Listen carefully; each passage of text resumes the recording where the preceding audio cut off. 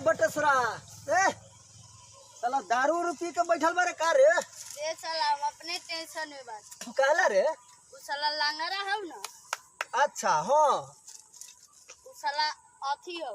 कथी है? उ रात भर बोले रहलौ, चिल्लाई रहलौ।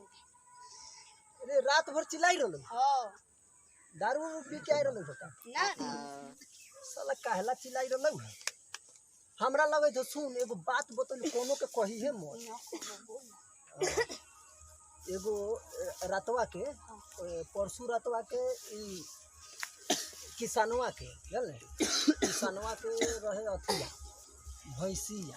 हां तो साला उ भैंसिया मतलब कि खूब चिकार मारी रहे रात में। उ चिकार की साला रात भर सुते। किसानवा का कले पता है? रात में बोले रहे सवेरे का कले आई हो ना कुछ ना बोले थे। सवेरे का कले साले के लेके अब भैंसा के पास चल गए जानले। आई हो ना कुछ ना बोले थी। बस तो काम होइए गेलै। तो अब ये सोची मन लाग। रुक ना निमन बात बताओ लो। ये सब बात ना लो। ओ भेलै कथी जानले? भैंसी के दूध पीले जानले।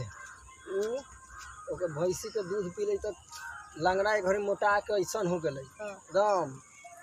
ले गेला के बाद तू गलत सोचे लगा हम निमन बात कहलिए है ठीक है। अब का भैंसी के दूध पीले तू ओकरा के कहिया ही कथी बताऊ ना कहिया ही कथी जानले बैल के दूध पी न जानले। बैल के दूधवा पीते साले के वो पूरा एकदम गद हो जाए।